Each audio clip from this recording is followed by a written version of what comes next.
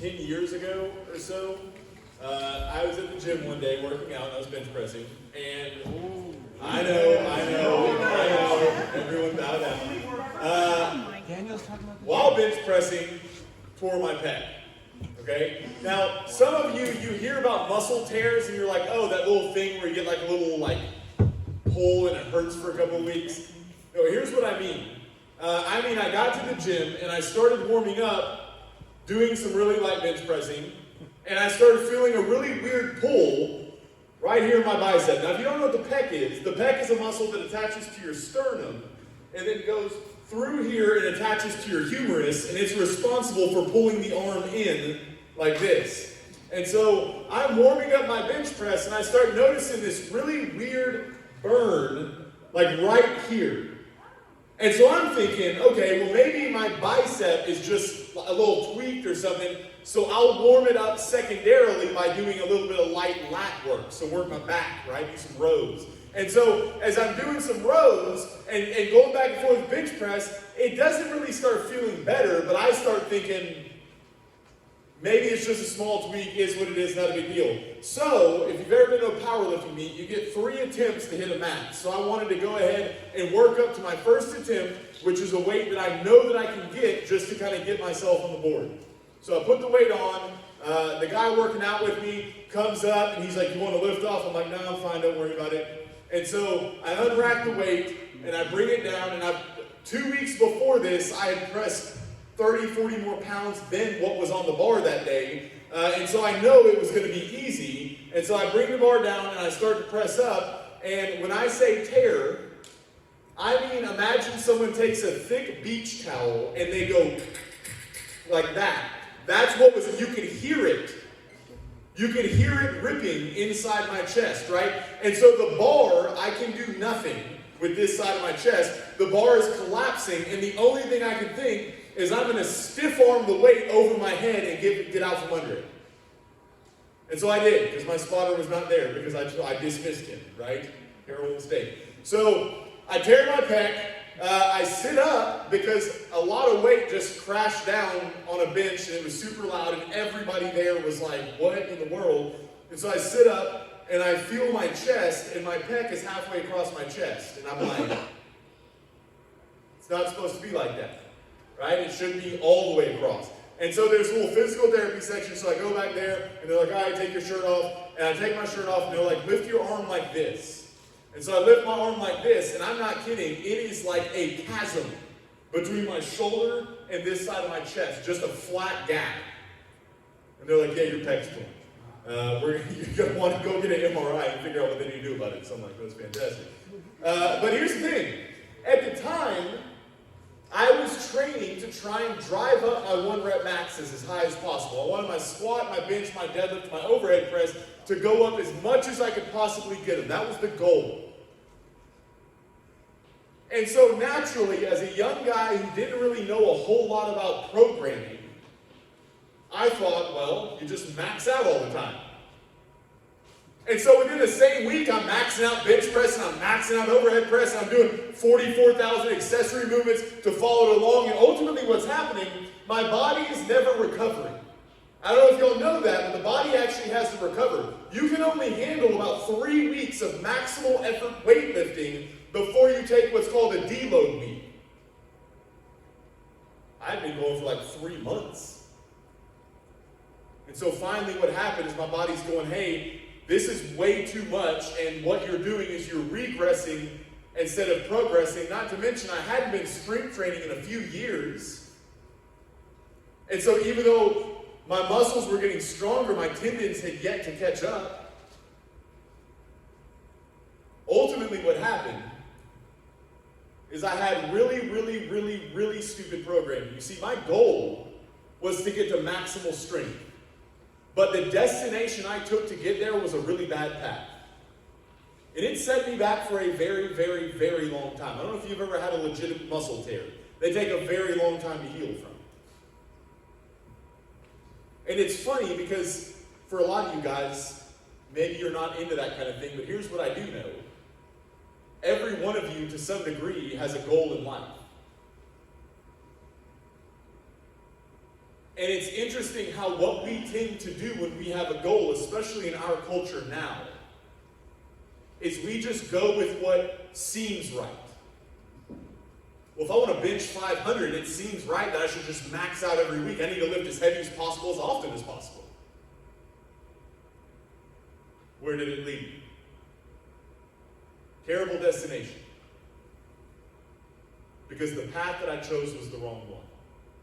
And it's funny because Proverbs chapter 14, verse 12, Solomon says this. He says, there is a path before each person that seems right, but its end is death.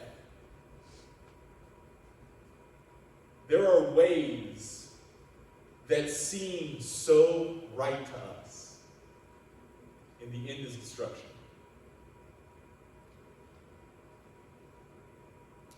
If you remember last week, I know a lot of you guys were at the pep rally last week, but last week we kind of did a fill-in lesson, right? 2 weeks ago we started talking about Jesus at the feast in John chapter 2 and how he had turned water into wine, and what that represented was this Old Testament prophecy from Isaiah chapter 25 about the Lord who would come and he would start a feast with aged wine and the greatest and finest of meats. And we talked about how ultimately, yes, there will be aged wine and amazing meat at that feast on the day of the kingdom, and we will experience it in fullness.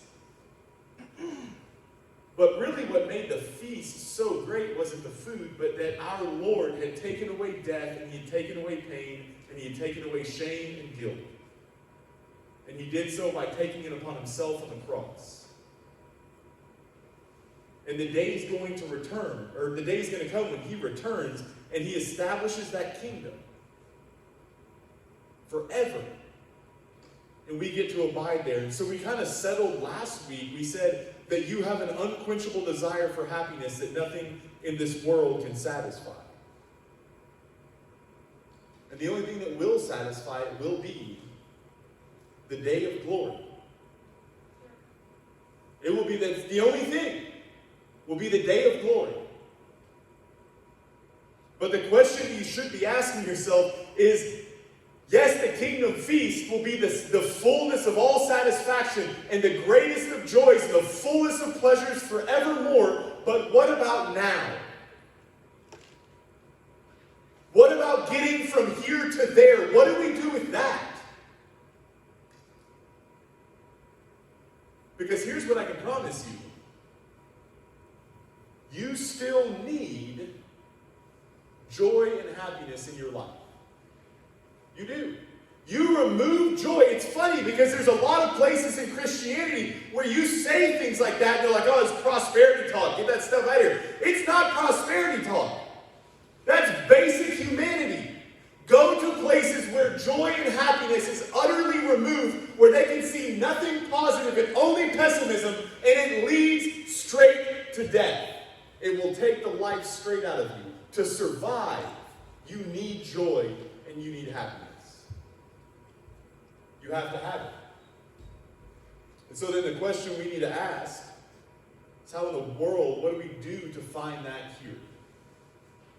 And I'm talking true joy, true happiness, not little fleeting pleasures here and there. Before I converted to Christianity, I had a ton of fleeting pleasures. Don't worry about that. All empty, none satisfying. All leaving me asking more questions upon more questions. And so let's look at the question about happiness. And I want to go ahead and tell you really quickly what we're going to talk about tonight is ultimately holiness. Holiness. And so let me say this. If we had like a big idea, it would be this. We often avoid holiness to chase happiness, not knowing that the two are the same. Let me say that again. We often avoid holiness to chase after what we think is happiness, ignorant of the fact that the two are one.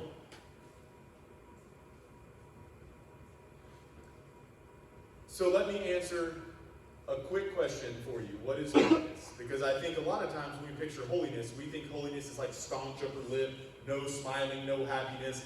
hands behind the back, religious conformity. But if I could give you the easiest definition of holiness on the entire planet that I could ever give you, holiness would ultimately be this. It is willing obedience to God's will. Holiness is that your heart desires and delights in God's will for your existence. That's ultimately holiness, if you want to know it. That's our holiness. It's not the holiness that God is. He's a whole different holiness that is incomparable and undescribable. But our holiness ultimately is that our hearts yearn for and desire the will of God for our very being. And so with that, we have 3 questions we want to answer. We're going to be in John 2 again, verses 1 through 11. I'm going to read it here in just a second. But I want to pose these 3 questions, and then I want to look at the text. So the first question is this: to what destination does your path lead you? Your individual life. When you look at the things, don't listen to me. Don't consider your path that you're on to be the answer you know to give yourself right now so you feel better about your life. Look at the steps you're taking in life. Look at the actions and the choices you're making. To what destination does it bring you? Second question, will you take hold of the opportunity? Will you take hold of the opportunity? And third one, what are your expectations? So we're going to look at those 3 things from John chapter 2. Let me read the passage really quickly, and we'll kind of dive into this. John chapter 2, starting in verse 1, John says this. He says, "The next day there was a wedding celebration in the village of Cana in Galilee. Jesus' mother was there, and Jesus and his disciples were also invited to the celebration. The wine supply ran out during the festivities, so Jesus' mother told him they have no more wine. 'Dear woman, that's not our problem,' Jesus replied. 'My time has not yet come.' But his mother told the servants, 'Do whatever he tells you.' Standing nearby, there were 6 stone water jars used for Jewish ceremonial washing. Each one could hold 20 to 30 gallons. Jesus told the servants, 'Fill the jars with water.' When the jars had been filled, he said, 'Now dip some out and take it to the master of ceremonies.' So the servant followed his instructions. When the master of ceremonies tasted the water that had now become wine, not knowing where it had come from, though of course the servants knew, he called the bridegroom over. 'A host serves the best wine first,' he said. 'Then, when everyone has had a lot to drink, he brings out the less expensive wine. But you have kept the best until now.' This miraculous sign at Cana in Galilee was the first time Jesus revealed his glory, and his disciples believed in him." So the first question we want to ask is the question about the destination of the path. To what destination is your path leading you? When you're taking steps, right? When you're taking steps, where are those steps ultimately going to bring you? It's the same concept as goal orientation. You have a certain goal, what are you doing to attain it? Well, in the wedding ceremony, the goal was very clear. We ran out of wine and we need more. Not because this will ruin the whole world. Listen, in all honesty, all this is, we talked about this is a little bit of social humiliation, right? You should have been well prepared and you ran out of wine in the middle of a wedding feast. Like, that's a rookie mistake. And so the goal, the destination at the time, was get more wine. That's ultimately what was being asked. What should your goal be? Now, I don't mean your life goal is in like, I want to be the best baseball player. My boy Sally. Maybe you don't want to be, I'm not talking about career goal, I'm not talking about family goal, I'm talking about character goal. You as a human being. Because I can promise you now, if you don't have a character goal, the rest of that stuff won't matter because you're going to ruin your whole life. Character goals should mean everything to you before anything else. I'll tell you what it should be, honestly. If you're a believer in the room, the goal should be holiness. The goal should be holiness. And if you remember what holiness is, it's that your heart delights in God's will for your being. And so your goal should be that your heart would only delight in all that God has for you.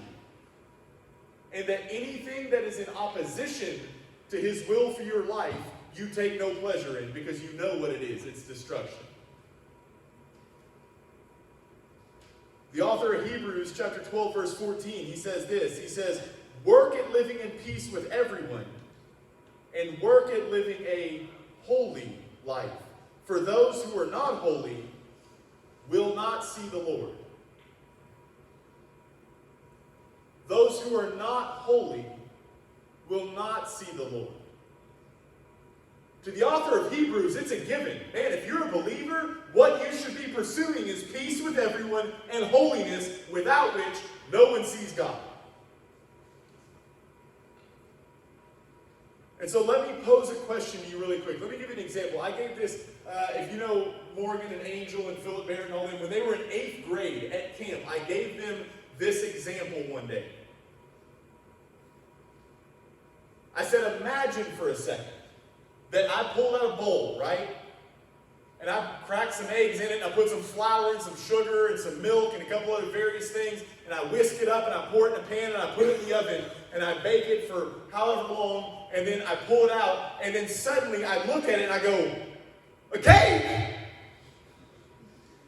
I didn't want a cake! You'd be like, Daniel, you literally put all the ingredients necessary for a cake into a pan, then you put it in the oven for the exact time it takes to bake a cake, and now you're mad that you got a cake? Well, why are you so surprised? When you invest things into your life that you know are destructive purposes, and that you can't understand why you have no joy, why you have no happiness, why you feel like you have such a disconnect with God, why you feel like you can't make friends or keep friends. Man, don't be so shocked when all the ingredients you're putting in the pan are for that exact thing, and now you want to be all surprised that you're getting what you worked for.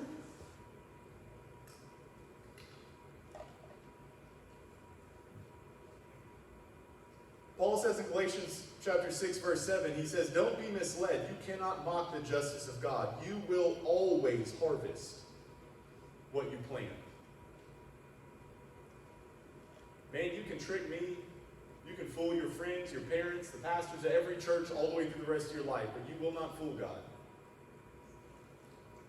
What you have planted, you will reap in the end. That's without question. And you know what I think is funny? How many people, when they stand before Christ and they see their entire life, they won't be shocked at what his remark might be.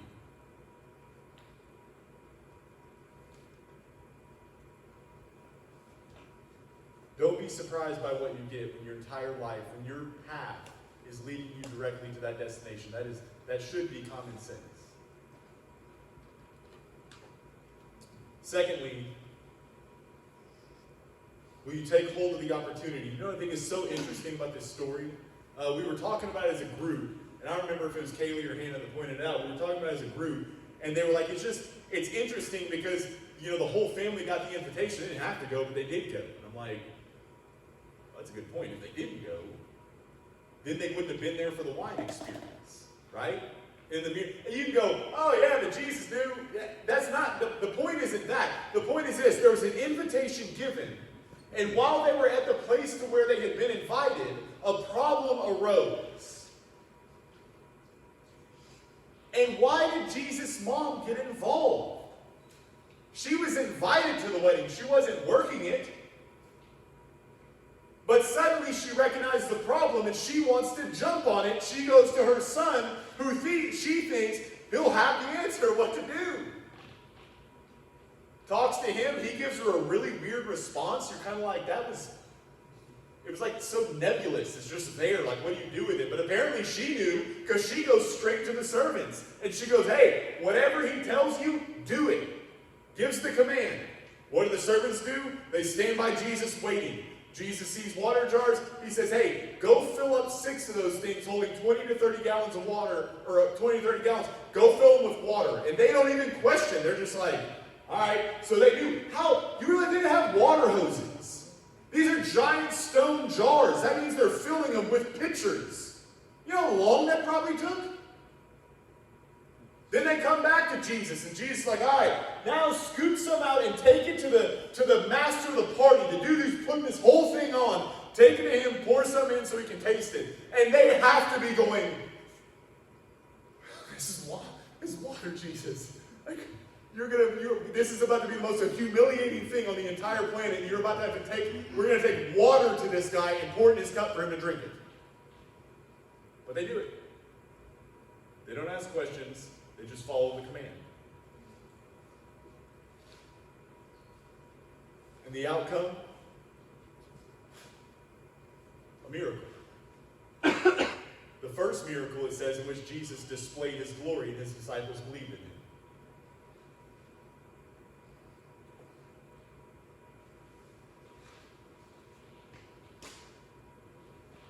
You guys know what's right. And you know what's wrong. And it's interesting because for a lot of you, listen, I want to really check in with each of you individually in your seat right now. For a lot of you guys, you're like, well, I don't have a whole lot of opportunity to do stuff like that. Listen, if you know the difference between right and wrong, you have the opportunity every single moment. You have the invitation every single moment to walk with him in everything. There's no such thing as I don't have an invitation.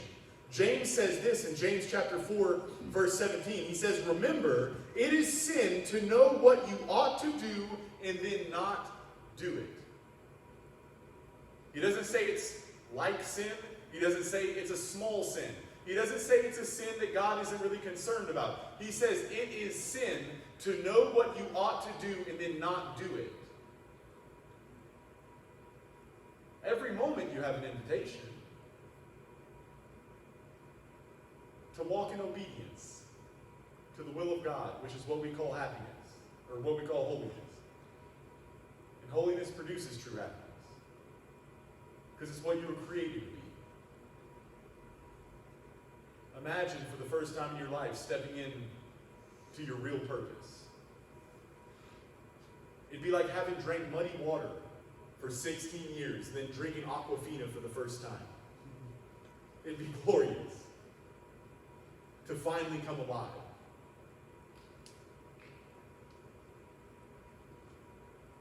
You've got an invitation every single day with your friends around you, with your classmates, with your parents, your coaches, your teachers, everybody. You have the opportunity to do what you know to be right.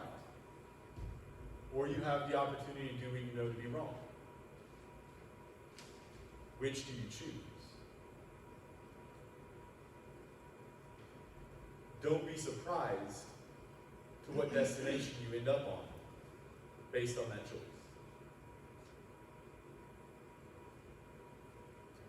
You also have an invitation and opportunity every single day for knowing God's word and for prayer. And I know what the common response is. I tried to read the Bible, I just can't understand it. I get that. I started there too. I didn't just pick up the Bible and was like, it all makes sense. That wasn't what I experienced.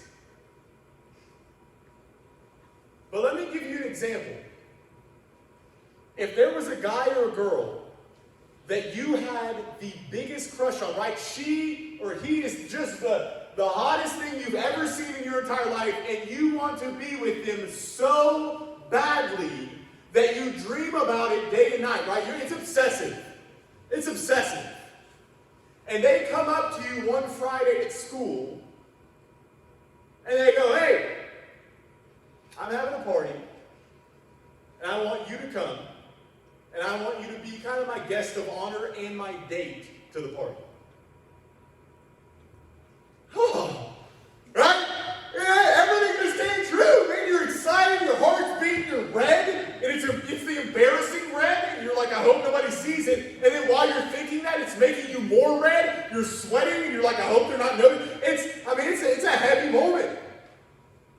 then she hands you a piece of paper folded up, and in the piece of paper is written directions on how to get to the party. And you look at it, and it's some strange gibberish that you can't read.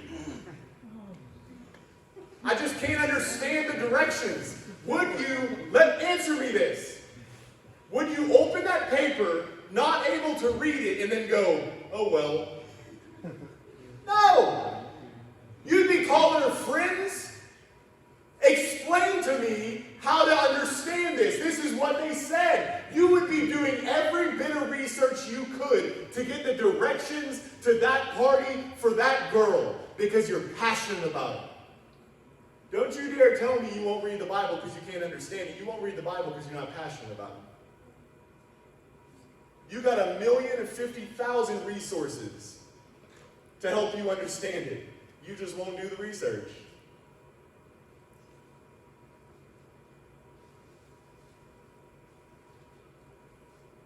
You've got the opportunity in front of you. And you know, with every day and every problem that you ever face, you have a God in heaven who calls you to come to him, that he can be your help and your safety. You know that every single day when anything good happens to you, you have a God in heaven who wants you to celebrate that gift with him? You understand how easy prayer really is? You take everything you've experienced in a day and you just lay it out in front of him. You've got that opportunity every day.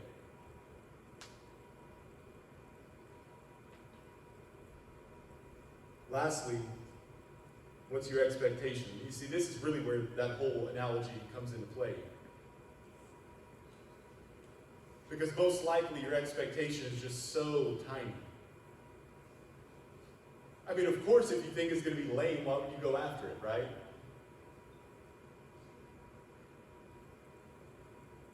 But it's interesting to me, you know, I used this analogy, I think 2 weeks ago, that C.S. Lewis gave about the duckling, and the duckling wants to swim, and so there's water, and your stomach's hungry, so there's food, and you're thirsty, and so there's water. You know, there's all these things to match all the desires and things that you need, and you also have this thing in you, this insatiable hunger to be in awe, right? To be in wonder of something. I've been watching, I don't know why, but I've been watching these documentaries about the solar system and the universe, and it's blowing my mind, man, how unbelievably vast this thing is. And it's funny that I go to bed at night after watching these, and I'm so excited and happy. Why? Because the solar system helped my self-esteem? If anything, it made me feel like I barely exist. What it did is it left me in awe. How much more a God who's infinite in every attribute, glorious in a way that he dwells in light that's unapproachable.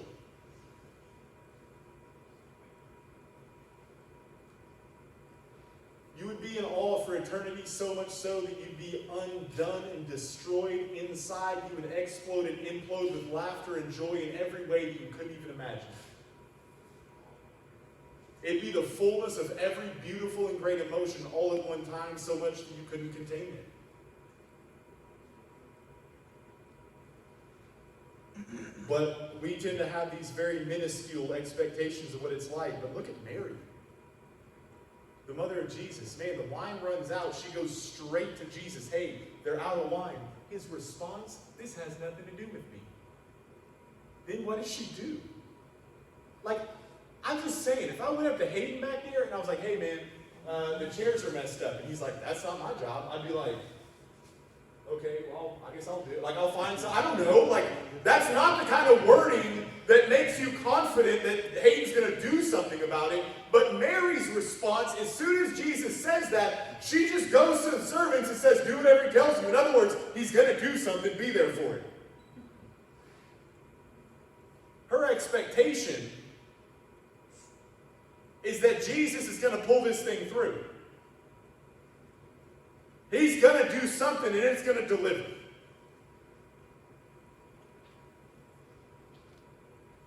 Let me ask you a question.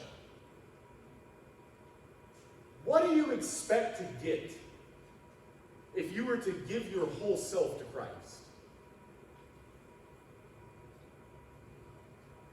Some of you just think boredom.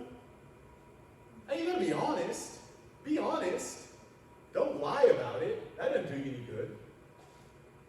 But some of you, the thought of sold out Christianity is like, oh, just disgusting. And some of you, you're like, well, I'm kind of in that weird road in between. Listen, I have that same feeling probably 16 times a day. Where it just seems like something else would probably be better. Something else would probably be more entertaining. And sometimes I seek after the something else. And it wasn't that great. Sometimes full-blown destructive.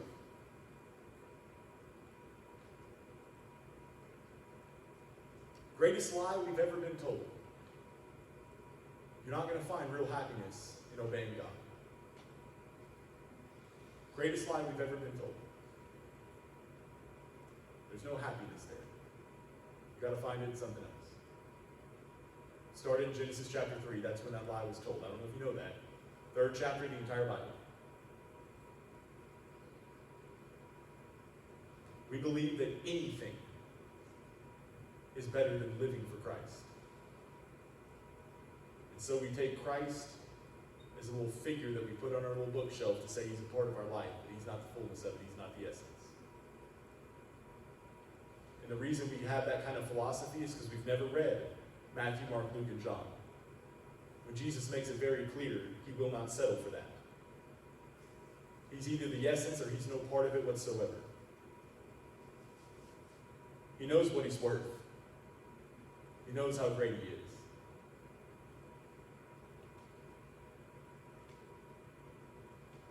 Our hearts are infected with this lie that anything else would be better.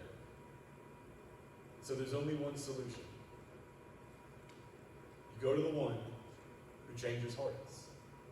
Remember what holiness is. Holiness is not your outward conformity to God's will. The Pharisees mastered that. Every religious hypocrite masters that. That's nothing. Christianity is something entirely different. Christianity is a heart that delights in obedience to God's will. A heart that wants to pursue after it.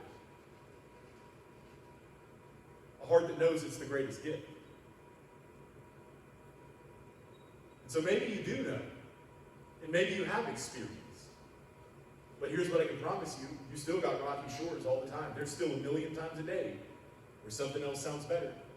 So you know what you need to do? You need to take your heart to him. And some of you, it really bothers you. Because you're realizing there is nothing about it that seems appealing to me. And that's a really heavy weight on your chest. So what I would recommend to you is you take your heart to him. That he would heal. That he would repair, that he would replace. And that you would taste and see his goodness. But do you come with expectation? Or do you just come full of doubt? Are you the person, and this is what I experience a lot in youth ministry.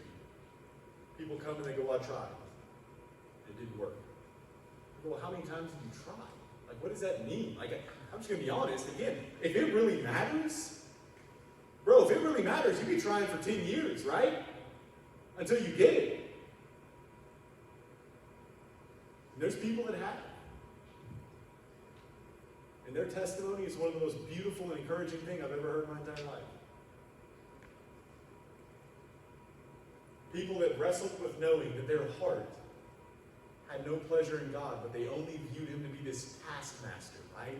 This lawgiver. Just waiting for you to mess up. Until finally they understood God's love in Christ. That Christ fulfilled the law on our behalf, became our sin on the cross, and died the death we deserve under the wrath of God.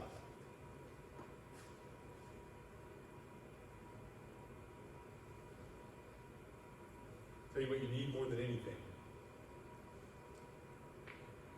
You need to know right here. You need to know in the deepest part of your heart how much God loves you. Every one of you wants to be loved. You want to know you're loved. Do you not see it when you look at Christ crucified on your behalf? God's only Son, sent to die for you.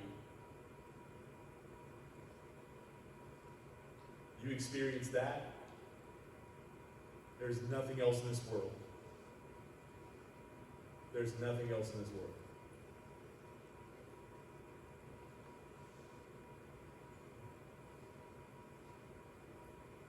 So from that point, Paul would say in Philippians chapter 1, verse 27, he says, above all, you must live as citizens of heaven, conducting yourselves in a manner worthy of the good news about Christ. Notice the order. You must conduct yourselves as citizens of heaven. Why? So that one day you can be one? No.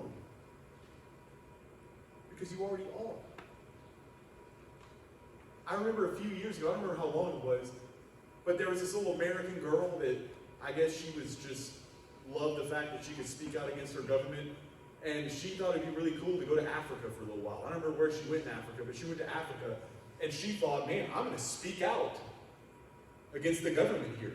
They threw her in jail. You know why? Because she's an American citizen trying to act like an American citizen in a place that does not act like that. And she thought she had the freedom of speech. She thought she had individual and personal rights, and she did not. Man, listen. If you believe you're a citizen of heaven, I don't care if you're on earth right now. You better live like a citizen of heaven. That's what you're called to do. It's the place you were created for. It's the place you've been redeemed unto. Live it out.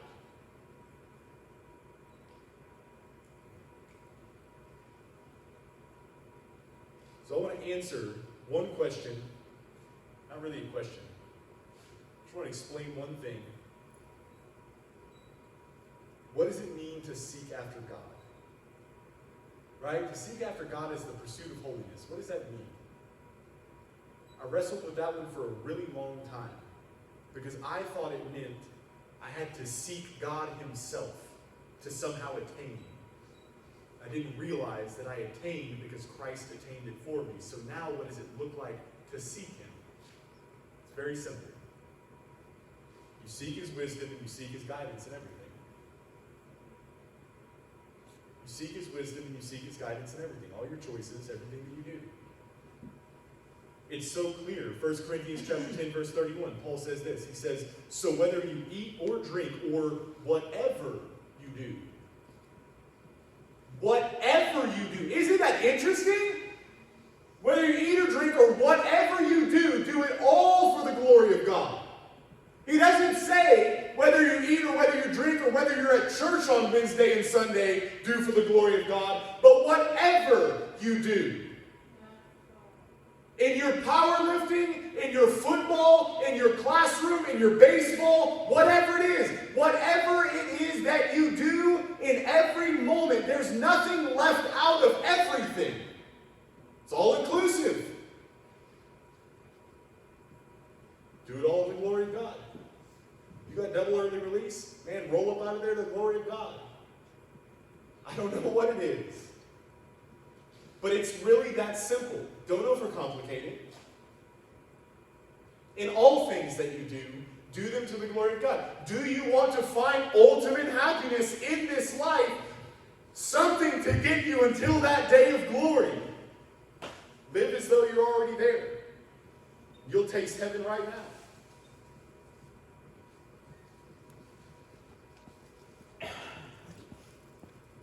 For some of you, you have no idea what that looks like to live in.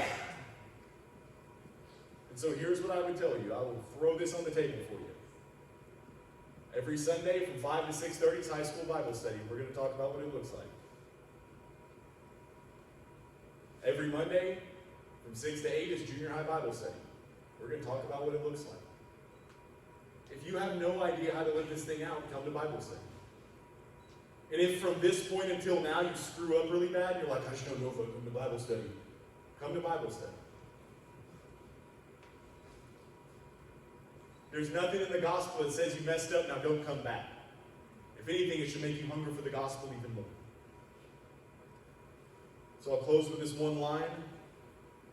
We often avoid holiness to chase happiness, not knowing that the two are one.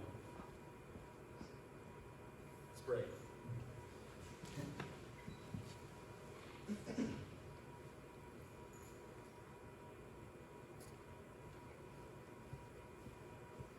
Father, I'm only asking with expectation that you're revealing yourself to our hearts tonight in this room, in whatever various way we need to experience you.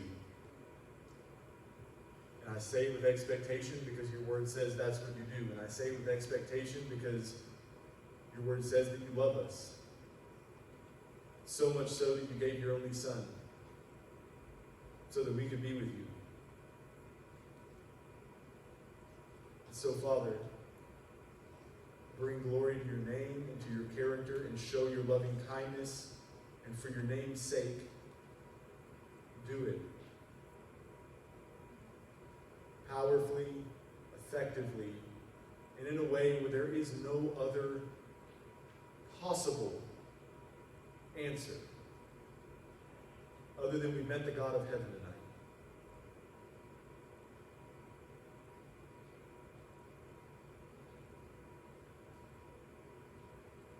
So bring glory in your name, Lord, the way that only you can.